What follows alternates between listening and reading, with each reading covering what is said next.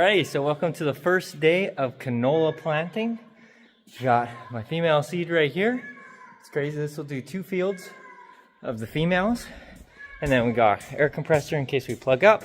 We've got a couple tools because we got to change a couple of the plates. So I'll take some videos, but it's begun again. Canola time. So anyway, get some video here in a second.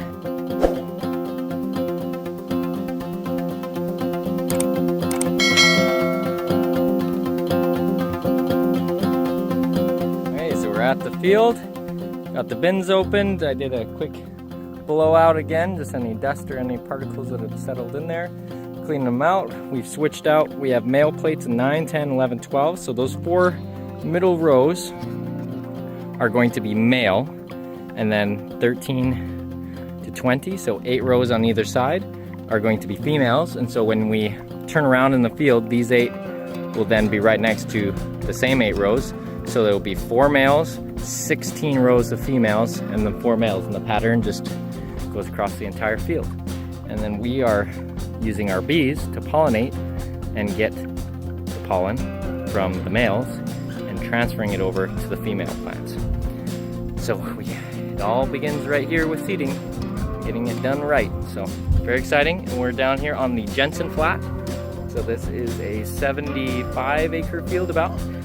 And it's named the Jensen Flat because a long time ago there's a guy named Jensen who lived here. So no idea who he is or who he was. That's at least 100 years ago. But it's been called the Jensen Flat ever since, or number 10 we call it as well. So anyway, give you some more updates soon. Start digging in the soil and you can see seed spacing. This dirt is really hard to find those little guys. So easy to swipe them, so I may have some out in this dirt clump here, but you take a look and the spacing looks good and the depth looks pretty good. So anyway, getting started. Alright, we are finally going. Done a couple passes, everything is going.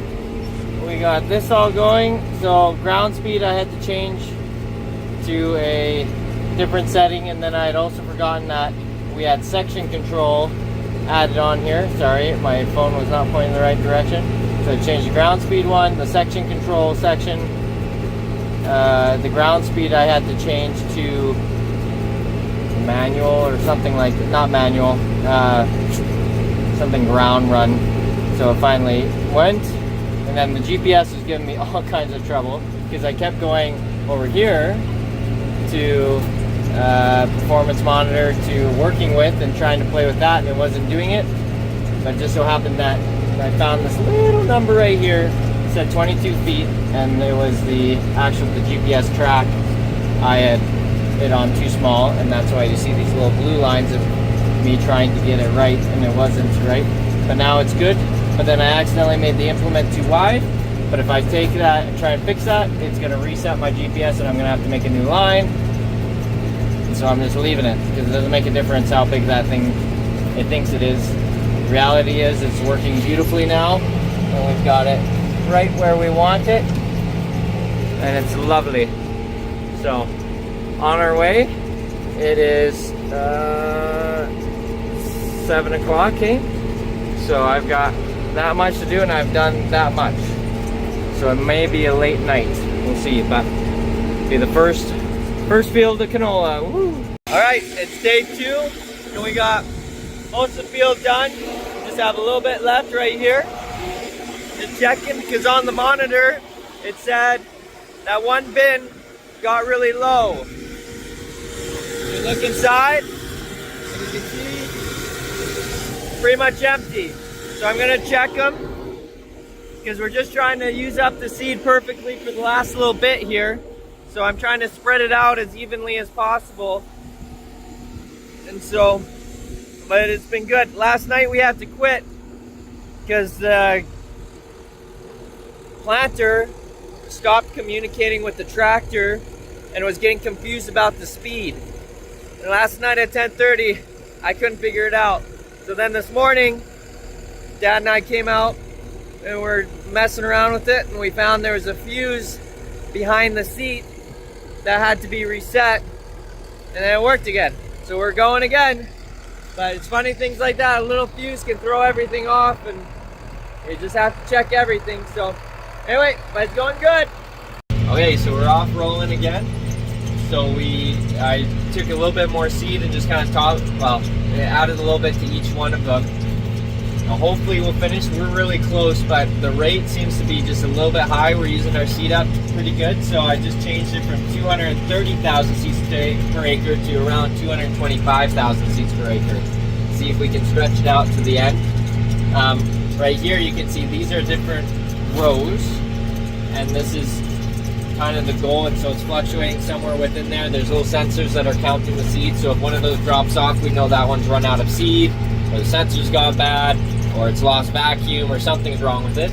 These four here in the middle, 9, 10, 11, 12, they're lower because we have these little discs. Well, they're about this big, very large pancake, or the size of a plate, and on those discs there's 120 holes, and that plate has vacuum on the back side of it that sucks the seeds onto these perfectly sized little holes, and then as it turns, it drops the seeds down precisely at the right rate that we need, so we can adjust how fast that disc is turning to how much seed goes down per acre. Those four middle ones are male rows, and those discs, instead of having 120, have something like 72 holes on them, so it's a bit of a lower rate. And on here, because I can only set it per that area, the center row, which includes some females on the rate that it's looking for, those sensors, it thinks that it's putting down not enough seed, so it kind of panics right here. You see, it's like, oh no, it's not planting enough, and you see it's pretty low, but that's just because of the male plates. So we'll eventually on some of our other fields, we'll switch it back to they're all 120 holes, and so then we won't have that warning keep coming up. But that's how it's going. Sorry, that's a little bit of a long monologue, but some people are interested in these things. Alrighty, so we got folded up when we finished another field, and then moved over, unfolded, and we're back going again. So this is field number 3 down below in the river valley over here. Another one, and it took a second to get reset up and make sure I got everything good to go, and then we're on our way. So refilled some seed, and our goal is to get this done today, 130 acres, because it's Sunday tomorrow, and then it's rain Monday, Tuesday, Wednesday, possibly Thursday. So we got to get this in the ground, and because this is a test field, they're doing some tests on here. We've got to make sure that we get her all in the ground today at the same time, so it doesn't throw off the results. So anyways, exciting stuff. So we're over halfway done this last field, and I'm just racing home. Dad is switching me off on the planter. My wife Tasha just got home from a week-long trip, so I haven't seen her, so I'm gonna go say hi to her and the kids, hang out with them for a little bit, and then maybe come back and switch that off here later tonight. It's not very often I get to do this. I'm actually driving a tractor for a few minutes. I'm just subbing Tyler off, maybe for an hour or so. But it's so amazing because the tractor is steering itself, which is lovely, which is obviously very common in farming nowadays, but it is so you can actually kind of relax and think. You're not, when we used to have to steer to keep our rows straight and stuff, it's an intense concentration exercise, following a mark in the field or trying to look out to the edge of the previous pass, and it was just work in your brain, and you're steering all the time and trying to keep things right. Whereas now we have time to look at our monitors and just be checking our population, because this is counting all the canola seeds coming in, and then the auto steering monitor is keeping us all going straight. So we're planting the second field of canola, and it's just perfect timing here. Still early May 4th or 5th or whatever it is today. And as a farmer, you kind of lose track of days. The only day we know anything about is Sunday. We stop for Sunday, which is a huge relief. But the rest of the week is a blur, and if there's like some kind of national holiday or like International Day of Farming, we wouldn't even know about it. because we don't pay attention to any of that. It's just go, go, go, go, go. So yeah, no statutory holidays, none of that stuff. So no, this is great. Our second field of canola, all the grains in. We've got to plant, 5 fields of canola, maybe 6 fields of canola. But this is Saturday at noon, approximately, and we've probably done, maybe 10 acres of this field, and we've got to get all 130 acres finished before midnight, because Monday is rain, and Tuesday is rain, and Wednesday is rain. According to my storm tracker app, they're calling for about 60 millimeters of rain, which is about 2.5 inches of rain, which is about how much we got all of last year. And if that all happens in 3 days, we will be shut down for a week waiting for things to dry up. Well, at least 3 or 4 days after that kind of rain.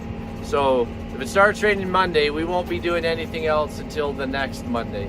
So we're pushing hard to get this field done, and we'll still be on track. We want to get most of the canola in the ground before the 15th. So it's going to be tight when we get out of the storm, but it'll be good.